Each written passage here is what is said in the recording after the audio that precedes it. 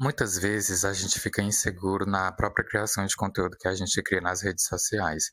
E quando isso acontece, a gente procura sempre melhorar algo em que a gente sente que a gente tem um controle, sabe?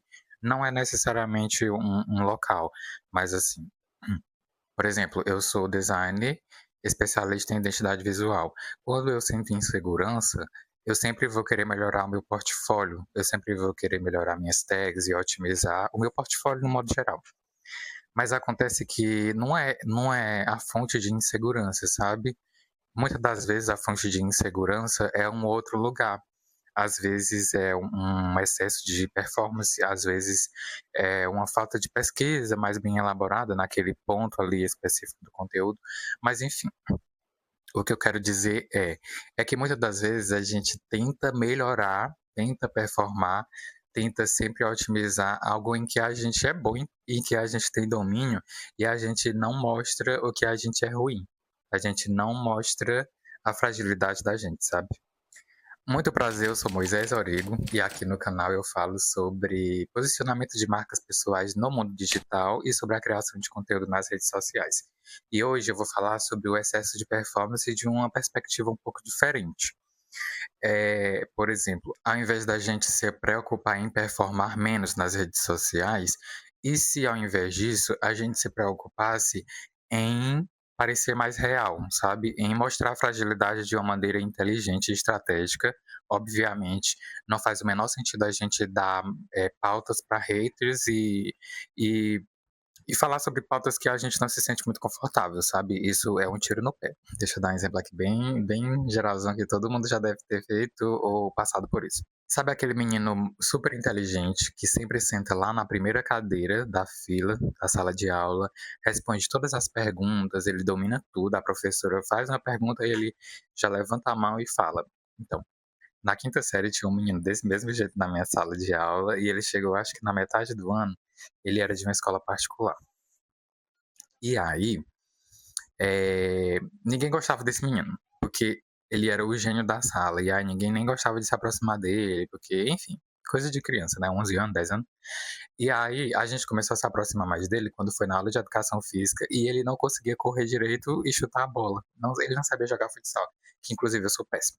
Mas enfim, foi quando ele mostrou uma fragilidade dele, que uma coisa que ele não era perfeito, que ele não dominava, que a gente começou a se aproximar mais dele. Tá entendendo? A gente começou a pensar: "Ah, tem alguma coisa que ele não é bom". Ele não é 100% em tudo. Ninguém é 100% em tudo. Então, assim, isso mostrou uma realidade, porque quando a gente o ser humano não é perfeito, né. Quando a gente demonstra uma fragilidade da gente de maneira inteligente, obviamente, mostra que a gente é real, e isso conecta, sabe. Por que que as pessoas não gostam tanto assim de consumir um texto do chat GPT? Vocês sabiam que as pessoas estão dando até feedback em texto de chat GPT? Eu acho desrespeito. Mas enfim, quando eu não gosto quando vou ler um conteúdo e tem aquele tracejão, porque eu já sei que é do chat GPT. Ou então quando tem uma explicação, ah, tem uma validação no início do texto e logo depois tem uma explicação aprofundada. Texto de chat GPT. Mas enfim, por que que a gente não gosta? Porque é uma inteligência artificial, porque não conecta, não demonstra a realidade da gente, não fala o linguajar da gente. Enfim, parecer real, né, se preocupar em parecer real. O que comunica no conteúdo, a comunicação da marca, o tom da marca, como que isso reflete no formato do conteúdo. Se a pessoa usa muito texto de chat GPT ou se a pessoa usa exemplos do cotidiano, do dia a dia, sabe, por exemplo. Isso traz a proximidade também. Se a pessoa fala de um momento que ela não estava 100%, se a pessoa não fala apenas do que ela domina, apenas de técnica, uma coisa muito técnica mesmo, muito profissional.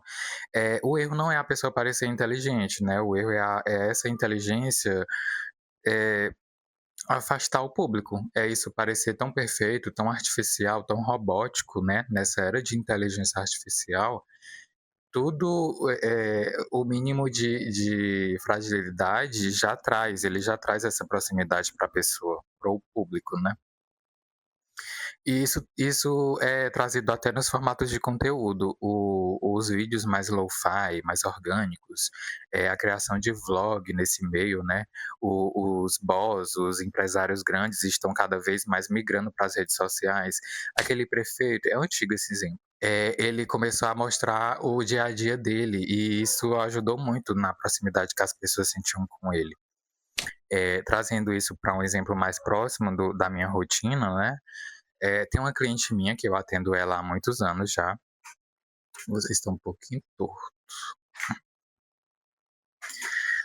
Hum, pronto. Espera, sobe mais um pouquinho. Foi. E essa cliente, a gente já tem o padrão visual dela, né, já tem os posts, tudo padronizado de acordo com a identidade visual dela e de acordo com o que o público dela mais gosta de consumir. A gente já sabe isso com a prática, com a criação de conteúdo, com a validação, a gente já sabe. Mas enfim. Só que quando a gente cria muito durante um tempo, sabe, no mesmo tom, no mesmo padrão visual, nas mesmas cores, quando a gente cria muito esse formato na mesma linha, acaba ficando muito monótono. E a rede social, ela não é sobre isso, né? A rede social é sobre socializar. É uma rede social, Instagram que eu tô falando. E aí, ela foi dar uma entrevista em uma emissora, é uma emissora visual, né? Lá do estado dela. E aí, quando ela foi, ela criou uma sequência de fotos mesmo ali, ela tirou na hora, ela escreveu com a fonte mesmo dos stories, e ela postou no feed.